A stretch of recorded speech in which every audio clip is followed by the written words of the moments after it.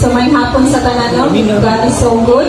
Na-bless kay ko, no, kay pila na ka-Sundays or pila na ka-weeks nga ang nisgutan ni Bishop, no? Ginatundo niya sa ato, even sa mentoring is naman ta sa kaluwasan. Kumbaga, kabalo na tata sa atong identity in Christ. So what's next? It should be application. Diba? Kailangan sa kutubo ka. Amen ba? So, dili ta magpabilin mga igsuon na dito lang ta permiti magtako sa salvation, sa atong identity. Kailan naman ta kung kinsa tayo ang Kristo. And we should grow in grace. Amen ba? So, the topic that God wants me to share this afternoon is all about growing in grace. Nagtubok na ba ta mga igsuon? By the grace of God.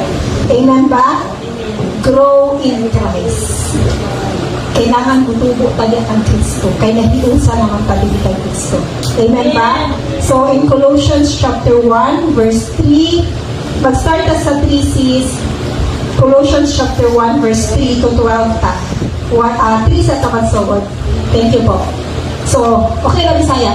Nagpasalamat kami kanunay sa Diyos ang Amahan sa atong Ginoong Heso Kristo sa among pag-ampo alang kaninyo porto. Ay nakabalita kami mahitungod sa inyong pagtuo kang Kristo Jesus ug sa iyang gugma alang sa tanang katawhan sa Dios. 5. Tungod sa paglaom nga gitagana kaninyo dito sa langit, nasayra ninyo kini kaniadto sa dihang gisangyaw kaninyo ang matuod nga mensahe nga mao ang maayong balita. 6 po. Miabot kini kaninyo ingon man sa tibuok kalibutan o naghatag kini bunga sama sa nahitabo dihas kaninyo sukad sa inyong pagkadungog sa grasya sa Dios o pagsinati gayud niini. 9 po. Nag-ampo kayo kami kanunay alang kaninyo sukad sa pagkasayod namo niini pangayo namo sa Dios nga masayod unta kamo sa iyang kabubuton uban sa tanang kaalam o kahibalo nga gihatag sa iyang espiritu. Tempo. Aron makahimo kamo pag kinabuhi sumala sa kabubuton sa Ginoo o makabuhat kanunay sa mga butang nga makapahimuot kaniya. Magma bungahon ang inyong kinabuhi sa tanang mga maayong buhat o magdugang ang inyong kahibalo mahitungod sa Dios. 11 po. Hinaot unta nga likunon kamo sa kusog nga nagalikan sa iyang mahimayaong gahom aron makalakutay kamo sa tanan o makapailog uban ang kamaya. 12. Kamaya? Yes po. Pasalamatin ninyo ang Amahan nga naghimo kaninyo takos sa pag-ambit sa gitagana sa Dios alang sa iyang katawan dito sa lingharian sa kahayag. 13 po last. Kay giluwas kita niya gikan sa gahom sa kamidngit o gidala ngadto sa lingharian sa iyang hingkugmang anak. Amen ba? So mag-ambot ta. Father God in heaven, Lord, in the name of Jesus and by the communion of the Holy Spirit, Amahan, we praise you, we glorify you, we magnify you. Thank you, Ani Nakapunon, Lord. Thank you for giving us this privilege to fellowship with you in spirit and in truth. Salamat sa imong grasya na always sa pangliok sa amo 24 hours a day. Salamat sa paggiya sa amo to the teaching and the guidance of the Holy Spirit. Na kanimong pulong, Lord, di kanimong gabay na kawang sa matag sa kanamo. But by your grace, masabtan kami, magarena kami, namutubo din nagya sa imong grasya. May kinabuhi kanina, makita ng Kristo din sa matag sa kanamo. Salamat kay Lord that we will be a blessing to others as you bless us. Salamat kaayo sa unity, sa gugma na nagbukos sa body of Christ. Salamat especially din ni Lord sa Church of God family. Salamat kay sa matagos sa kanamo, sa good health, sa divine protection. And salamat kay Lord that no weapon will be formed against this place will prosper in Jesus' name. Apart from you, Lord, we can do nothing. We are nothing. We submit to you everything, Lord. We humble down ourselves to you. Pagpamagit sa inyong pulong. Salamat kay Amahan, dalaygon ko sa ulay katapusan. Timulang kita tanang lubog himaya ang pagpasalamat in Jesus' mighty name. Amen and amen. Hallelujah. So the Apostle Paul greets the saints and faithful believers in Colossians faithful believers in Christ with the expression of gratitude and prayers. Pasalamat din siya sa mga igsoon sa mga Colossians, believers in Christ, because they are faithful. Amen ba? He acknowledged their faith in Christ and love for all the saints. Amen ba? He highlights the importance of love as a foundation for a strong community of believers. Importante na sa ating mga igsoon na mabugkos na ta sa gugma ni Kristo. Amen ba? Paul desires that they may be filled as we are, that we may be filled with the knowledge of God's will in all wisdom and spiritual understanding, urging us to continue to grow in grace, as it emphasizes the importance of spiritual growth in a believer's life. Importante na mutubo ka mga igsoon. Amen ba?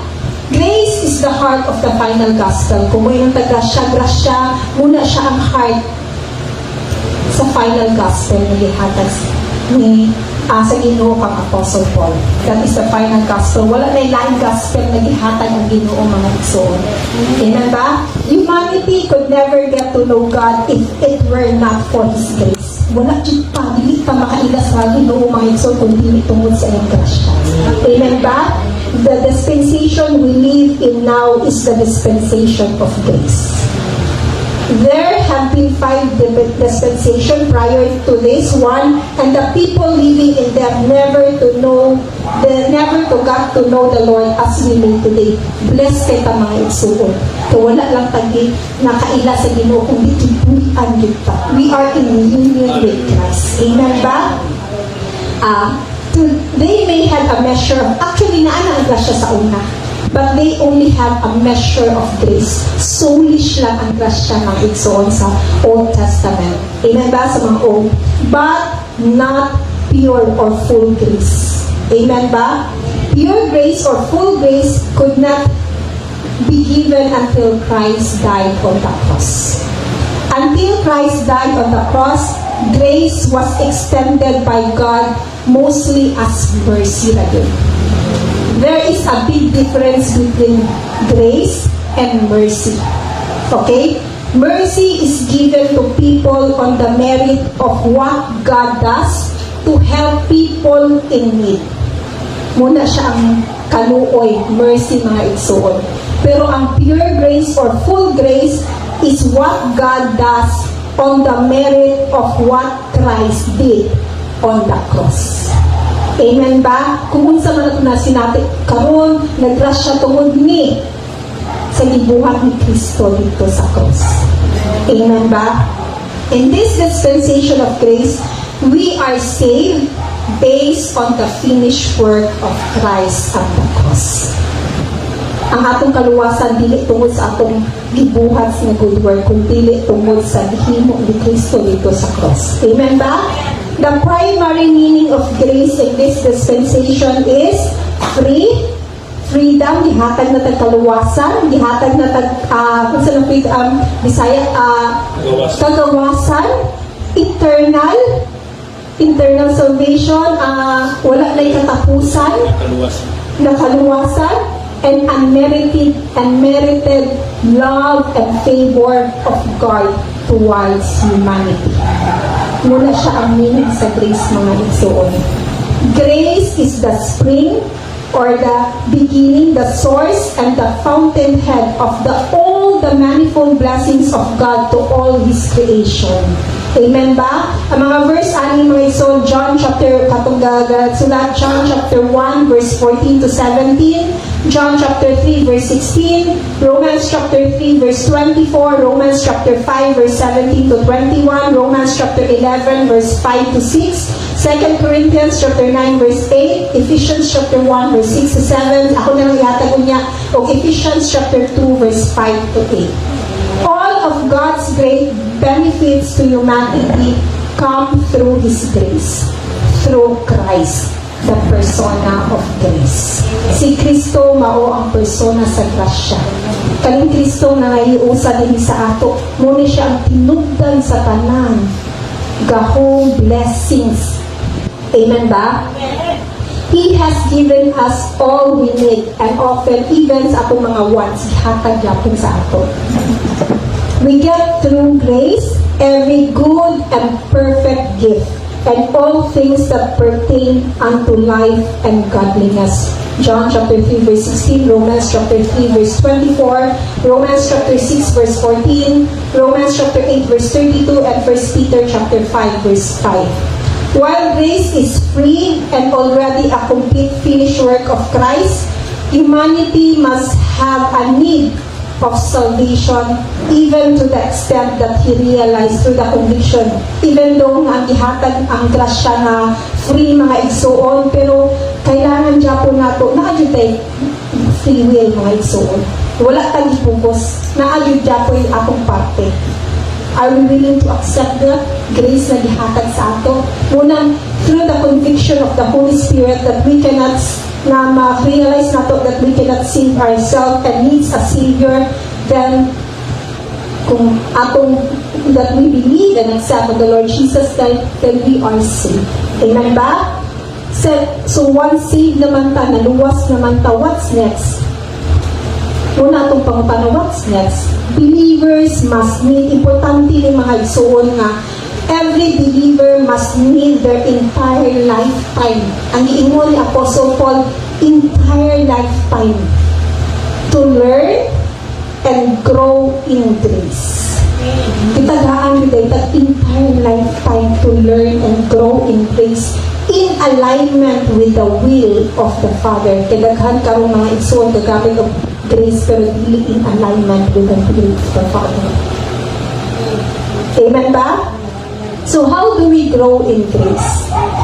In verse 9 to 13, the Apostle Paul prays further for them or us to grow or increase in grace. The word grow comes from the original Greek word auxano, which literally means increase. Dapat mo increase ta in grace. We need to grow in grace and not grace to grow in us. Grace does not need to grow and it does not need to grow. It is already complete. Kani grasya kan Kristo, kompleto na ni siya. Colossians chapter 2 verse 10, if I'm not 9 or 10, if I'm not mistaken, it is in its fullness. Amen ba? John chapter 1 verse 14 to 17 po. And the Word became flesh and dwelt among us, and we beheld His glory, the glory as of the only begotten of the Father, full of grace and truth. And of His fullness we have all received, and grace for grace. For the law was given to Moses, but grace and truth came through the Lord Jesus Christ. Amen ba? Amen. The Apostle Peter also encouraged us to grow in the grace and the knowledge of our Lord and Savior Jesus Christ. Hindi lang si Apostle Paul ang nag-encourage siya to, no? Even si Apostle Peter, ingon siya nga mutubo ta, we have to grow in grace and in the knowledge of our Lord Jesus Christ. Literally, we have to grow or increase in the grace and knowledge of our Lord and Savior Jesus Christ. The word knowledge comes from the Greek word ginosko, which literally means relational knowledge. Relational, relasyon, kailangan na atay relasyon sa Ginoo. Amen ba? As opposed to oida, ang oida is mental knowledge mga isuon. Ang ginosko is based siya on our relationship and experience nato diha kang Kristo. Sa pagpamuhat niya dinhi sa atong sulod. Unsa may na-experience nato, unsa man atong relasyon sa iya. Amen ba? Muna siya ang knowledge na dipasabot ni Apostle Paul and Apostle Peter. This is the kind of knowledge that Apostle Paul desired. Ingon pa siya sa Philippians chapter 3 verse 10, I want to know you, to know Christ, and the power of His resurrection, and the fellowship of sharing in His sufferings, becoming like Him in death. Inana nga experience nga relasyon ang gusto ni Apostle Paul na gidesign niya. And by the grace of God, nagtinguhan na bataan ng mga igsuon. Kay nana atong relasyon sa atong Ginoo in growth in relationship and deep experience with Christ. Kailangan inana itong pagtubo, mga igsoon. In Colossians chapter 2, verse 2 to 3 po, gihimo ko, kini aron madasig sila nga, mahugpong sa gugmao, makabatun sa tanang kabuluhanan, nga gihatag sa matuod nga, kahibalo sa ingon, masayra nila ang tinago sa Dios nga mao si Kristo. Po. Diha kanya natago ang tanang bahandi sa kaalam mo kahibalo sa Diyos. English daw says that their hearts might be comforted, being knit together in love, and unto all riches of the full assurance of understanding, to the acknowledgement of the mystery of God and of the Father and of Christ. 3 po. This cannot be found by natural man. No person, not even a believer, can find and discover these riches of this treasure within themselves.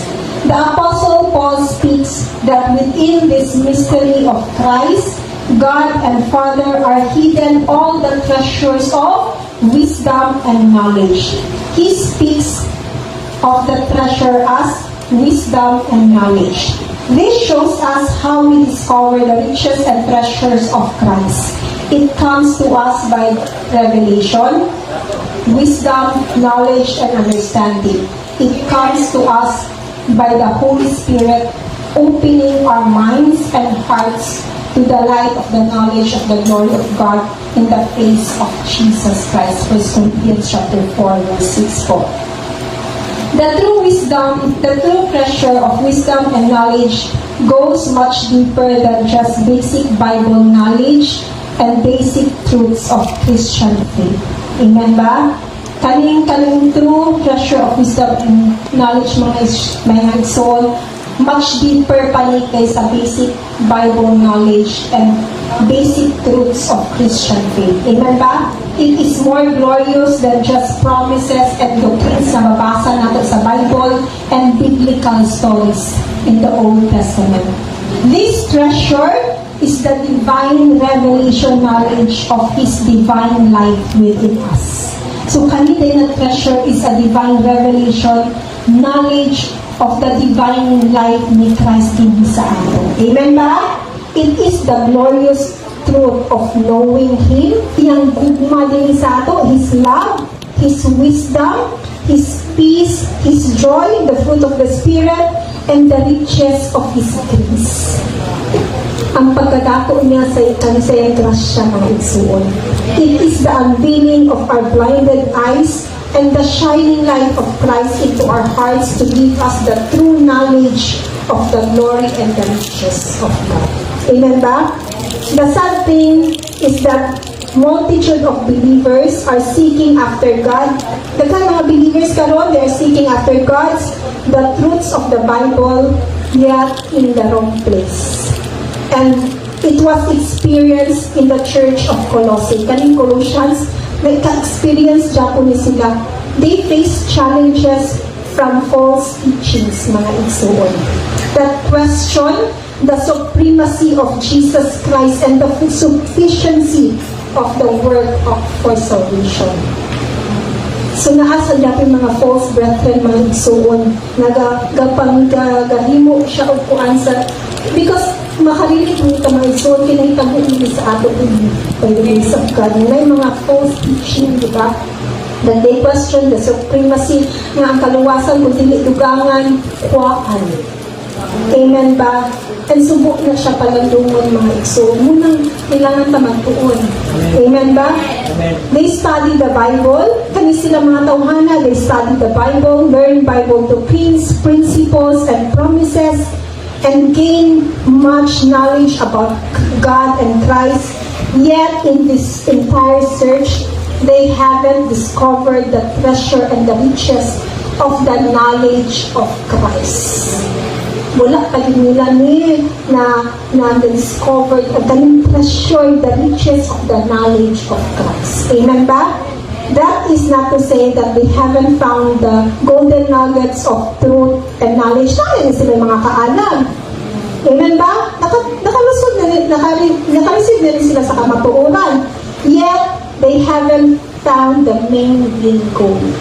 That main goal is the revelation knowledge. Ang kuan ng good mga igsoon, the knowledge mo sa naman sa hindi natin makuha sa mga second hand. It is through revelation. Muna kailangan ta magtuon sa Bible in order for us na marigilan ta sa Holy Spirit. Because Christ and the Holy Spirit, the Bible and the Holy Spirit is inseparable na siya. Kung gusto ka nga mag-reveal ang Holy Spirit sa inyo, then you have to know Christ. You have to read the Bible. You have to read the Word of God para makapamuhat ang Holy Spirit, maka-reveal siya sa inyo. Amen ba?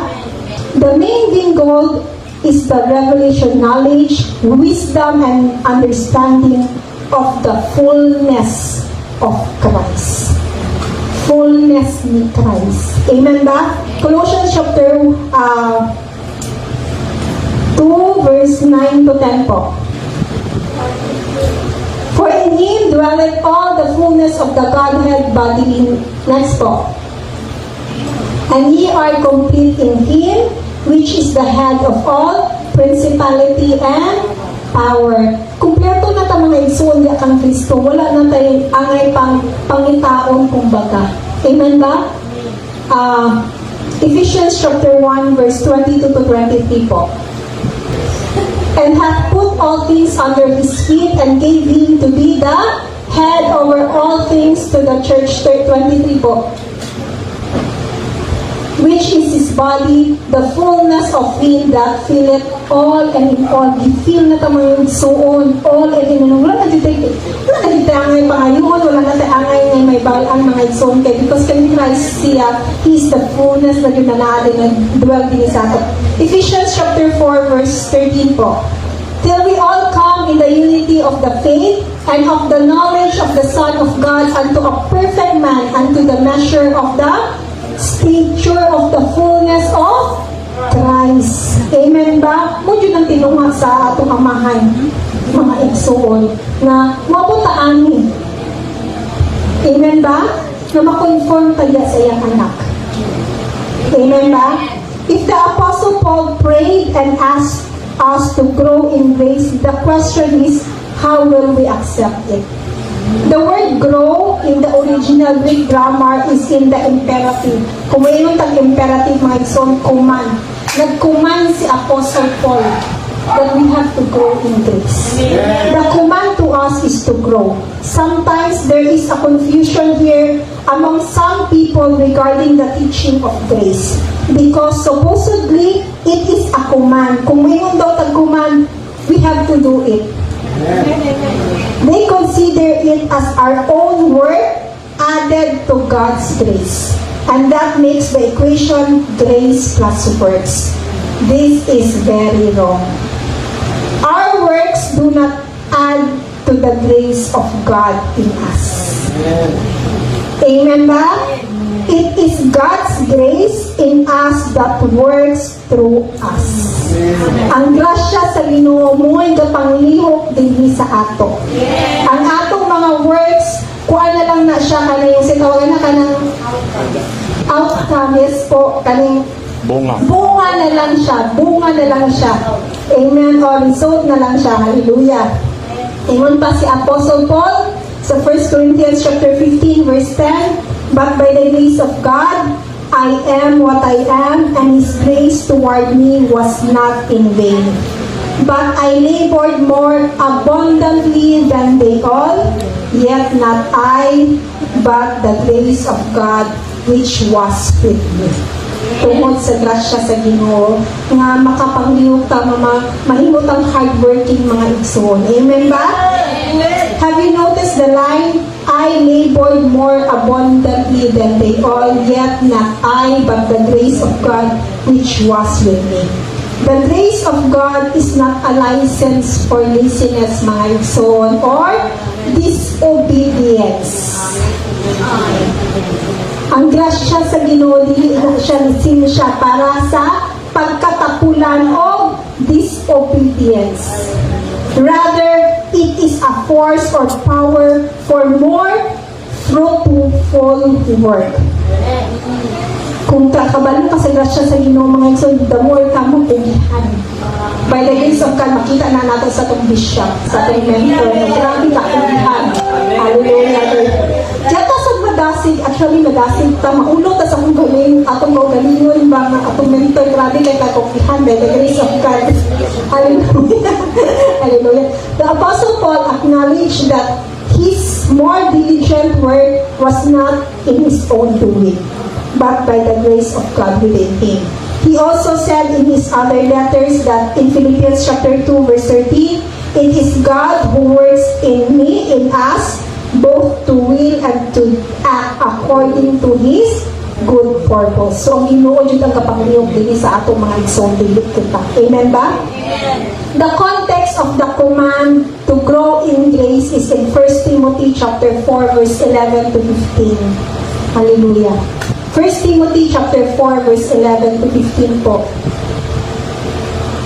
These things command and teach. 12 po. Let no man despise the youth, but be thou an example of the believers. Muna giingon ni command ni Apostle Paul, no, nga para muna makita lang kung gatubo na dito sa grasya.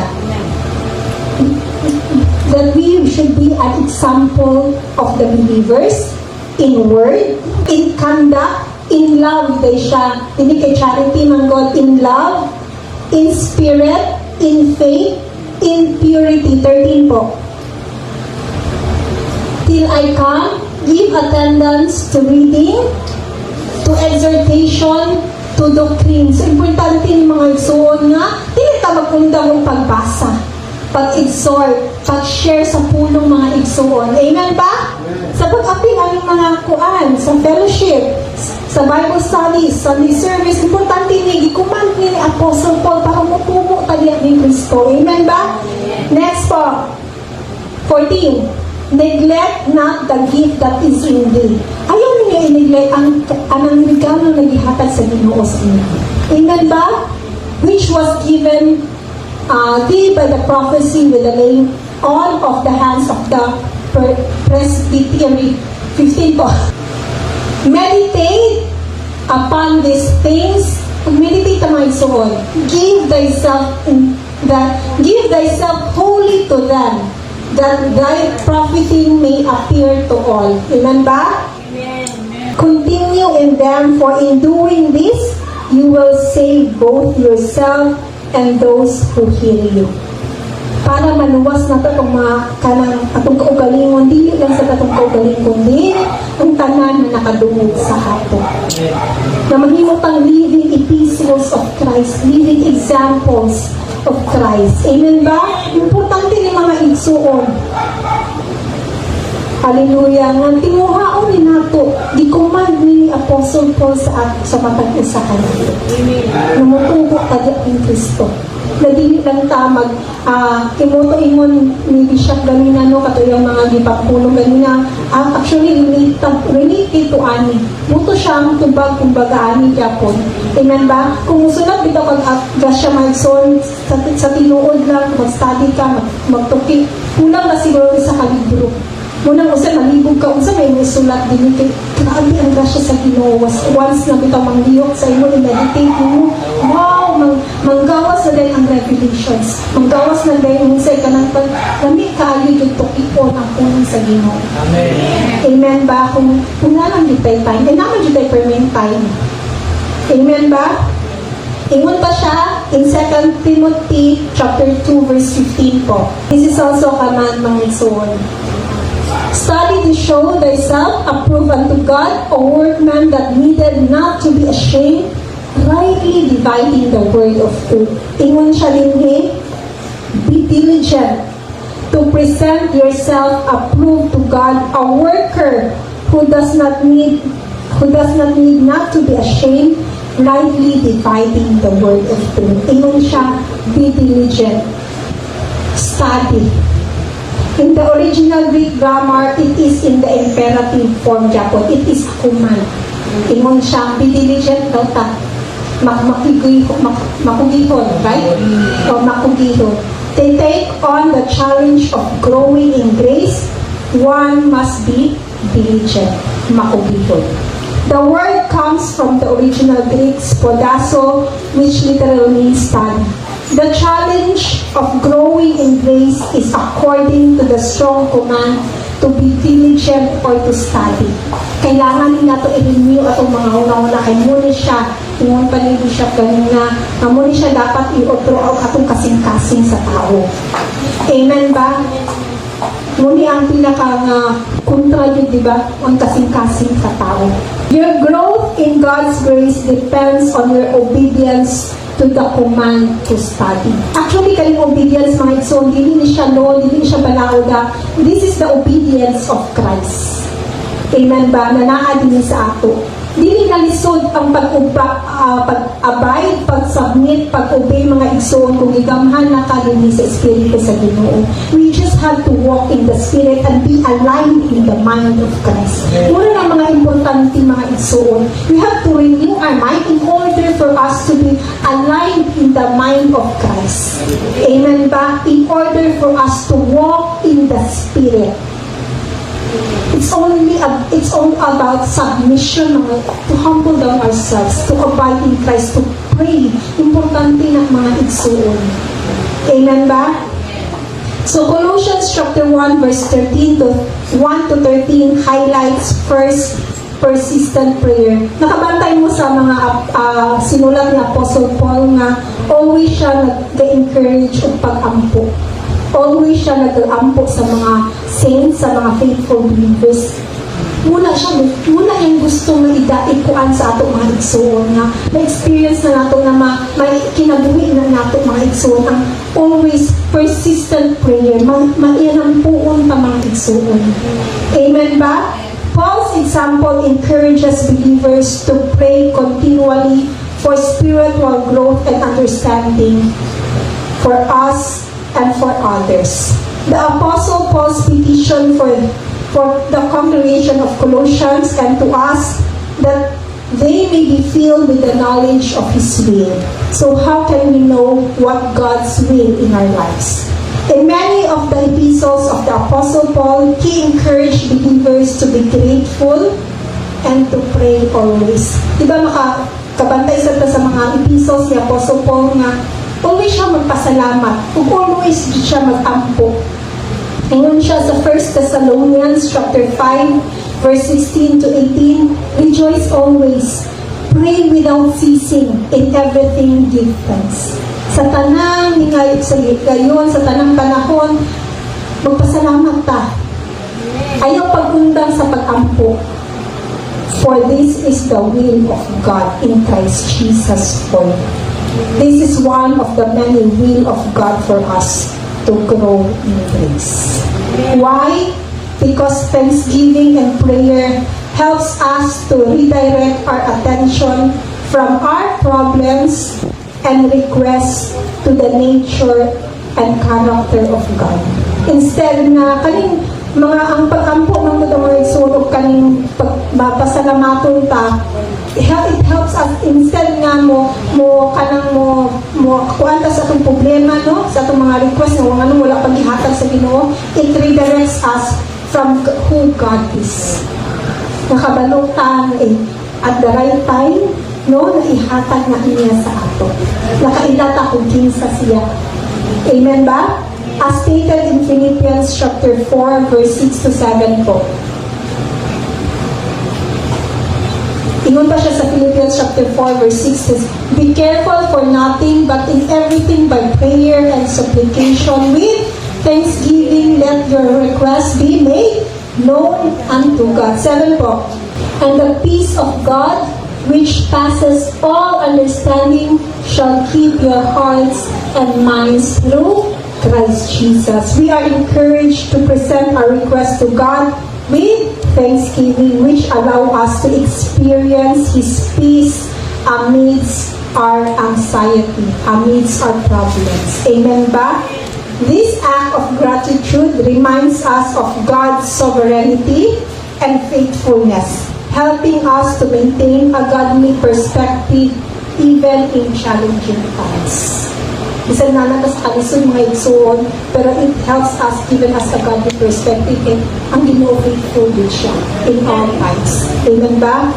Thanksgiving and prayers also deepen our relationship with God. Importante ng mga igsoon na natin relasyon sa Ginoo. And through prayer and thanksgiving, we are deepen our relationship with Him. When we express gratitude, we acknowledge all His blessings and recognize His working in our lives. Amen ba? As we thank God for His grace, we cultivate a mindset of abiding, humility, mga igsoon, and open to His guidance and love to us. Amen ba? Ingon pa sa John chapter 15 verse 5, John 15 verse 5, I am the vine, you are the branches. He who abides in me and I in him bears much fruit. For without me, you can do nothing. Wala dito manghimo ng soul kung wala ang trasya sa Ginoo. Amen ba? Amen. Hallelujah. Thanksgiving and prayer is linked into spiritual growth. Importante yun tayo ang Thanksgiving prayer kay link siya sa ito pagtubo spiritually. Amen ba? Recognizing and appreciating God's blessing foster a deeper understanding of His grace. This awareness can lead to more profound faith and a desire to live in accordance with His will. As we grow in His grace, we became more aware of His truth and His blessings that bring forth fruit for every good work. Amen ba? Thanksgiving and prayer is vital because it enriches our spiritual experience with the Lord. It strengthens our relationship with God and aligns our heart with His will. We not only acknowledge God's grace, but also cultivate a deeper sense of peace and purpose that helps us to grow in His grace. Second is living worthy of God. Romans, motong diskutan ni Bishop Galingano katong Romans chapter 12 verse 1 to 2. I beseech you therefore, brethren, by the mercies of God, that you present your bodies a living sacrifice, holy and acceptable to God, which is your reasonable service. And do not be conformed to this world, but be transformed by the renewing of your mind, that you may approve what is good and acceptable and perfect will of God. All believers to offer themselves to fully to God. Kailangan yun na, it is not a one-time act. Dili lang yung one-time act mga igsoon. Ako mga igsoon, by the grace of God, ito mo din sa una, I think na-share na nila ako din yun na nagamit din ko sa Holy Spirit. Tuloy ko unsawang paghampo. Tuloy ko unsa paghampo akong kaugalingon. Unsawang pag-submit. And by the grace of God, dito man ko kabalong maghampo. Then, mamuhat din ang Ginoo. Amen. Every day, every morning, ang akong pag-ampo, Amahan, as I start to say, present myself as a living sacrifice, holy and acceptable to you, and by your grace, I fix my eyes on you. Please guide my steps, and everything that I do, isubmit na akong pagalingon sa imo, Lord. Teach me, guide me, kung sa'y may palimo, kung sa'y maayo, na buhaton aning adlawa.